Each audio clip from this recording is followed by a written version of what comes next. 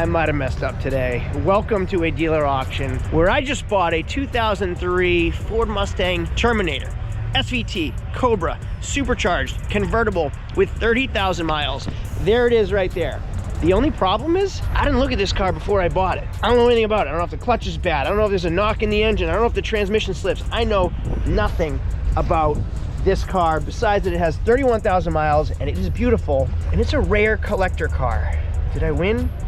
Did I lose? You're gonna find out with me right now. My name is Craig from Flying Wheels. Let's get going.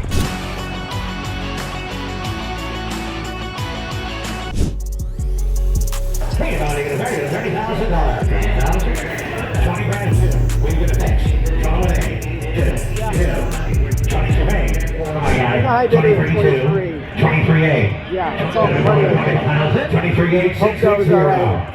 So hey, my name is Craig from Flying Wheels, and this right here is a 2003 Ford Mustang SVT Cobra convertible with 31,000 miles. Yes, it is a manual transmission, and yes, it is supercharged. Look at that. Hand built by somebody right there, can't read their name. This is a true collector car, and I bought it at a dealer auction today. I didn't start it, I didn't drive it. I don't know if the top works. I don't know anything about this car. All I know is they fetch big money. I'm gonna tell you what I paid for it. Uh-oh. All right, interior, mint. I'm gonna tell you what I paid for it later. You can tell me it was a good deal. I think it's a perfect bring a trailer car. We haven't really had our first snow in New Hampshire yet, so it's not a great idea to be buying these things right now in winter, but it's really cool. I've never owned one. Let's see if it starts. You know the game. Will it? Wow, that clutch is tight. Will it start? All right, it starts right up. That's a good first sign. That's always a good first sign. Oh, service engine soon. I didn't see that. Odometer gauges, odometer, you tell me. Boost gauge, oil pressure gauge, 6-speed transmission. I thought these were 5 speeds, which is really cool. It has a little bit of an off idle. Interior, absolutely mint. Whoa, love this roll bar. It's raining, but I'm still gonna attempt to put the top down. Let's see if it goes down. Will it work? Come on, work. Yes, that's a good sign. All right, we have a little bit of a rough idle. I can hear it up and down. Wow, I love that color match roll bar. Let's get out and see what this thing looks like in the rain. Oh my goodness, the third brake light on the roll bar. Wow, this car is cool. I'm going to Mecum this week. How do I get this car to Mecum? MagnaFlow exhaust, let's hear how it sounds. Wow, supercharger, let's hear how it sounds. Can you say that again? It was a jump before. You had to jump this thing? Yeah. And what'd you have to do to get it started? So, because my driver had to like literally start driving it like crazy for it to just save money. Oh, really? I was shocked that he even had it started. That is not good for me. That's a good sign. Thank you very much. I don't like that he just told me that it didn't start for him. I don't know. Let's get to the beginning of the story. So going back to the very beginning, I'm at a dealer auction. I came in late today because I had some other things to do this morning. Usually I get here early, I get to look at cars early, I get to inspect what I'm buying. I did not. I saw that Mustang Terminator running through the lane, ran over to it, scanned the VIN, saw it had a clean title, saw it's the original mileage, raised my hand, raised my hand, raised my hand, raised my hand, and now I own that car. I have to say it's been a minute since I bought that Cobra, and I still have auction jitters. I haven't had feelings like this since I first started in this business. When I first started, I used to get like all jacked up and shaky and antsy and excited about every purchase, whether it was a Mazda 6 or a Corvette. I used to get all excited. That feeling has died in me long ago since COVID happened. Like car prices went up. I've been saying that for a long time. It wasn't fun anymore. This car just like, it could be the Red Bull I had with no breakfast, or it could be the excitement and anticipation of this car. Can I get it to Mecum in time? I'm leaving for Mecum next week. Can I get it there in time? Will they accept it? Will I make money? Will I lose money? Like there are so many variables that could be really, really fun and exciting about this car, and I'm like really anxious and excited about it. This is awesome. Hey, so check this out that I just found on that Mustang. So I'm looking at the keys and I see a key tag for ACV auctions, which I buy and sell on quite a bit. Sometimes I do better on ACV, sometimes I do better in lane at like close by auctions, local auctions. I can actually go on the ACV app and see what the high bid was or what the seller wanted on this car. So if I log onto my ACV app, I can go to Ford 2003, under 40,000 miles, manual transmission, rear wheel drive. live, click show auctions. There's none available that are live, but I can go to view ended auctions and mine should come up. Let me change the results. Let's change the mileage. We'll clear that and we'll just do, yeah, we want that. We'll do that. Let's see if it comes up. Here we go. So mine doesn't show up, but one with 73,000 miles sold for $23,250, and one with 64,000 miles, they want $26,600. So even though mine has a key tag for ACV auctions, it's not showing up on here. But the good thing is that two others, one sold for what I paid, and one they want more with 25,000 more miles. So good sign for me right there. All right, the day is over. Did my Mustang move? I have the key. How did my Mustang move? What the heck? Oh, nope, my error. There's the car. Now it's been a little while. Let's see if the car starts up again. Maybe it's just a dead battery, maybe it's low voltage, maybe it's a bigger issue. I don't really know. I also have a few calls in to Mecum with some favors, and I can tell you I'm not a big swinging D over at Mecum, so I don't have any pull. I do have a friend that has some pull, so hopefully he can hook me up. It's only a week away. Like, I will literally be flying to Mecum 1 week from tomorrow. I don't know if I can get this car cleaned up, repaired, and shipped to Florida from New Hampshire in enough time, if I can even get a number. So this is a risk. All right, so it's the end of the auction day. I know we're not talking about Mustangs now. We're not talking about Cobras or Terminators, but I did buy a bunch of cars. One being this 2015 Ram, which is actually an if, meaning I didn't meet the seller's reserve. I was at 88, they want 95. We're $700 away. A non-rusty Ram is probably worth 95 plus fees. I'll be into it for around 10 grand, which seems to be pretty fair for me considering we're in truck season. Next car, what do I have an if on? This 2017 Nissan Titan with 80,000 miles. Pretty clean. I was a high bidder, didn't meet the seller's reserve, same seller. Let's check this one out real quick. I like it, and the mileage is right, but it hasn't been inspected in over 2 years, which is really weird. I don't know. Let's move on to the next car. Everything is negotiable. Watch this. Customer service speaking. Hey, it's Craig Flying Wheels. I'm gonna say no to the Ram, which was B10 something, but Okay. B105 is the 17 Titan. Yep. Can you, I'm at 15, they're at 16.5. Can you see if they'll do it for 16? Sure. All right, I'm here, so if just let me know right away and I'll come up, grab the gate pass and everything. All right, I'll call you right back. Thank you, bye-bye. You will. Bye. Everything's negotiable. So before I go back and just say, yeah, I'll give you $1,500 more, I'll come up $1,000 and they can come down $500. I think that's very fair. And then I got a 2017 Titan with 80K at a great price. There's one more car I bought that I want to show you that I'm really excited for. This Lincoln Continental. Why am I so excited for this 1998 Lincoln Continental? This should have a 4.6 liter V8, the same that's in a Mustang. Snow tires, I don't care about that. Why do I want this rusty old 80,000 mile Continental? Because I think this would look really cool jacked up, and I want to see what it's going to look like. I think for the $700 that I paid for this car, plus a set of wheels and tires and maybe a jacked up suspension, this could be really fun for the winter, just to tool around in. And that could make a fun video for me as well. I don't advise everybody watching these videos to just buy cars to make toys out of. I have the luxury of being able to do these things for YouTube, and I think I'm going to do that. Oh, my phone's ringing. Let's see if we got that Titan. Hey, Craig. Hi. So their bottom is 16.5. You won't budge off that. All right, so I guess not everything is negotiable. No. All right, I'll take it for the 16.5. Okay. Thank you. You're welcome. Bye-bye. It was worth a shot. I could have saved myself $500, but in the end, 16.5 is a great price. Back to this thing. Jack it up, put some big F-150 tires on it, because I'm pretty sure that's the same bolt pattern. And nasty. Oh, that's gross. You guys know the game. Will it start? It starts. Let's see what it has for an engine. That is gross. Hey, it came with a hat. Is it a Stetson? No, it's an H&H. Let's see what it has for an engine. Since we're on the Mustang video topic anyway, might as well look at something else with a Mustang engine.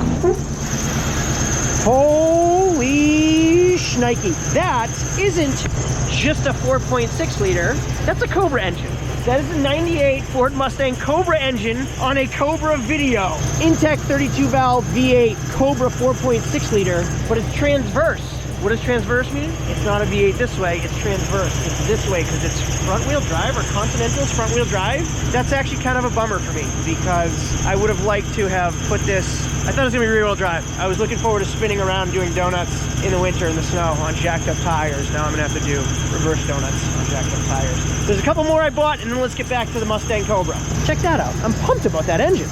So yes, I did buy the Nissan Titan for 16.5, like 17 with fees. I also bought that beater of a 2019 Nissan Sentra with 71,000 miles. It has literally hit every corner, everything but the lottery. I say that all the time. I learned from Papa Al. Hood doesn't shut. Plasti dip on the bumper. Missing wheel cover. Fender liner. Scratched all down the side. Gas cap shuts. Bumper screwed on and zip tied. Trunk doesn't shut all the way. Has a person stuck to the bottom like they ran him over. Taillights cracked. Bumpers fallen, Bondo in the corner, cracked hubcap, missing hubcap, zip ties again, dead battery. Why? Repossession. I paid short money. Repos are going to start flying. You guys will see that soon. Repos are coming. It's going to be like an apocalypse of repossessions. I also bought this 2014 Subaru Outback, like whatever the heck this thing is, 286,000 miles. Why did I buy this? Because I make stupid decisions. I wanted the box. I wanted the box to go skiing. I'm gonna put it on my S6, my Audi S6. So I bought a car so I could get a free box. Now I'll sell the car, get a free box, and make some money at tax time. What do I mean by tax time? Oh, Subaru people with their flipping animals. If you know me in my videos, it really smells disgusting in here. And if you know me in my videos, you know I don't like animals. For that reason, people, come on, guys. Whatever. Tax time. When tax time comes, you want to be loaded up with cars, tax return appropriate. Has a current inspection to next October. That's huge in New Hampshire. I paid short money for this. I'm gonna get a free box, and come tax time, I'll sell this and make some money for a clean, one owner, no accident, 2014 Subaru Outback with 300,000 miles that's been to the moon and back. As long as the head gaskets are done, timing belt, water pump are done, this thing's gold. It's gonna be awesome. Has good tires, has a current inspection sticker. Come February, this will be a great car to make a profit on. Let's get back to the Cobra video.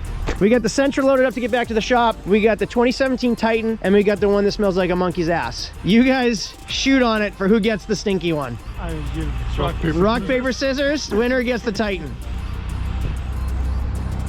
Rock wins, he gets the Titan. You know how Richie Valens died doing that in the snowstorm. He was the winner, was also the loser. All right, let's get back on with the Cobra video. Well, my camera died. I can tell you it started right up, no problem, 3 different times, because the clutch grabs crazy low. It's like some type of high performance clutch. I don't know, but it's really difficult to drive. I hurt my back at the gym, and it actually hurt to ship this car. It actually hurt to drive this car a little bit. Here it is in its glory. I actually have a friend that owns a shop with a dyno on it. We're gonna go there next to see if we can squeeze this on the dyno. I'm gonna also call my rep at ACV to see what this ran for, like what they got for it on ACV. And then we're gonna call Mecum and see if we can get a number, I hope. All right, number one, let's call my rep at ACV Auctions to see what the seller wanted for this car through them. Did I get it right? Did I pay higher than they wanted? An 03? Yeah. Yeah, looks like it ran a few times. It didn't sell, right? No, it didn't sell on ACV. All right, did they give you a reserve of like what the seller wanted for it? Their floor price was $27,000. 27. Okay, thank you. Bye-bye. So they had a floor price, a reserve of 27,000. I think I'm around 24,000 with fees. I haven't gotten the title yet and my buyer slip to see what I'm exactly at, but I think I'm around 24, which is 3 under what they wanted on ACV, which is promising for me. That's great news. Now we can call Mecum and see if we can get a number, and then after that, we have to see if we can get a shipper to get it down there in under a week. This is like serious crunch time. I feel like I'm on a television show. Thank you for calling Mecum Auctions, the world leader of collector car, vintage, and antique motorcycles and road art sales. Thank you for calling Mecum Auctions. This is Kay. Hey, good morning. My name is Craig. I'm calling from New Hampshire. I guess I'm a registered bidder starting tomorrow. But I was wondering if there's any last-minute openings for the following weekend to sell. For the Kissimmee auction? Yeah, I'm going to be down there Friday, Saturday, Sunday. And I just picked up something that I think would do really well down there. Yeah, I'm going to call over to the consignment agent and see if they're able to help you, okay? Perfect, thank you. Unfortunately, they have closed the auction for consignment. We are completely sold out. Oh, all right. How many do you run per day? In the realm of like 350 to 400 Mac. Oh, wow. Wow. Each day.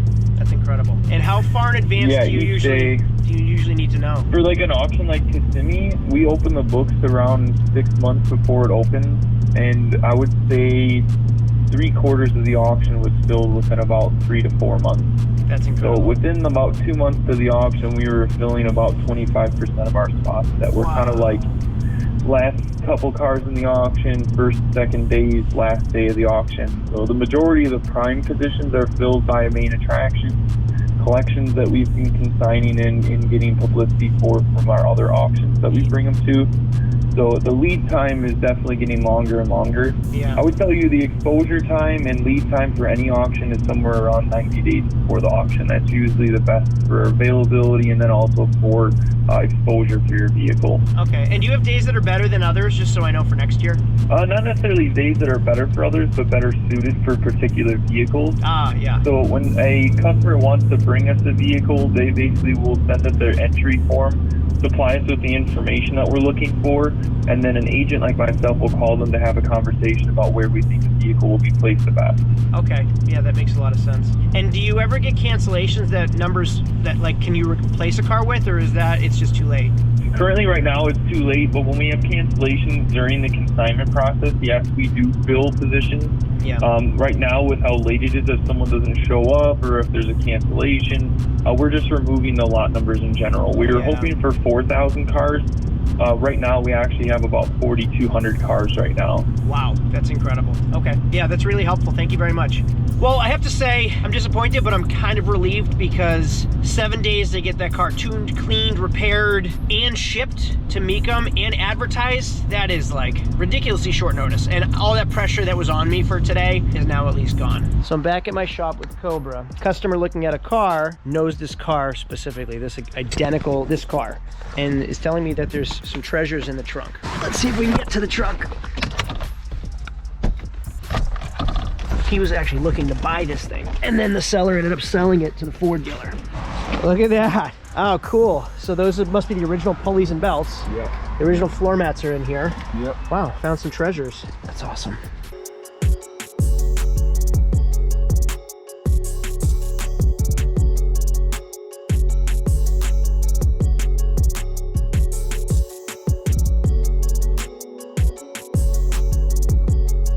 Sounds good. The idle was off when I first started at the auction, but it sounds, the battery's also dead.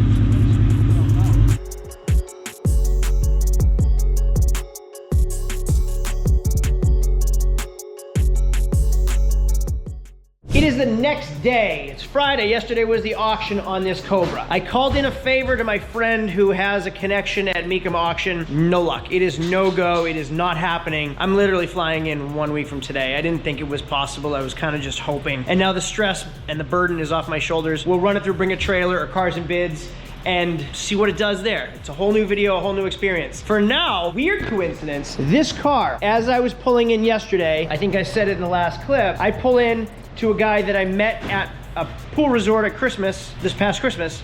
We were talking about his Terminator. He sold it. Turns out he lives in my town. Then he got the Terminator all in my head a few weeks ago. Turns out this is at the auction this week. I think because it was in my head, I bought the Terminator. Then I come back to my shop to bring this car. I pull in with this on my trailer. Who's at my shop looking at a minivan? That guy. So as I'm chatting with him, he says, did this come from the Ford dealer? Did it come from so-and-so town? I said, yes, it did. He said, I looked at this car. I know this car. I have all the records for this car because I was interested in buying this car. He sent me all the records on this car, which is cool because it has a Kennebell supercharger. It has, what do you even call this thing? Shows how much I know. Just an aluminum coolant reservoir? I thought there would be some type of fancy name. Just an aluminum coolant reservoir, I guess. I'm sure you race guys are going to correct me, but correct me. Go ahead, tell me what I'm doing. Tell me what it is. Then, but why does it have two reservoirs? Oh, this goes to the supercharger. This goes to the actual engine. Is that correct? I believe so. Looks like these hoses go there. So Dave, I'm talking to the guy. He texts me everything this car has. Now, I bought this at auction. I had no idea. Yesterday he goes, oh, you got a whole bunch of stuff in the trunk. He was right. Whole bunch of stuff in the trunk. It's like I bought it from him. He texts me this right here, Ford Special Vehicle Team certificate. So now I have the SVT certificate. He texts me the conversation that he had with the guy, everything the guy knows about the car, he knew be through text message. He also sends me the dyno for the car, which was, if I can zoom in, looks like 612 horsepower, 552 torque. That is, let me double check. 612 horsepower. I gotta confirm that. And then he sends me an invoice for $2,900 in services and upgrades and performance parts, which is unbelievable. So I bought this car at auction, sight unseen, earlier in this video, and come to find out it's like a gold mine that we scored. Like, just things couldn't have worked out any more perfect. The problem is, actually the only thing that would have worked out more perfect is if I can get it to Mecum to sell on time with those records. Not happening. What I am gonna do right now is put it on a dyno. My friends at Kinetic Motorworks in Hampstead agreed and are allowing me to put this on the dyno to confirm those numbers. Is 562 real? We're gonna find out in the next video. So next video following up, this is gonna go on the dyno, we're gonna confirm, and then we're gonna try to go through this thing and see what this car's all about. Subscribe to check out the next video. Bell gives you notifications for the next video, and thumbs ups are appreciated for me. Thanks a lot, see you later, adios.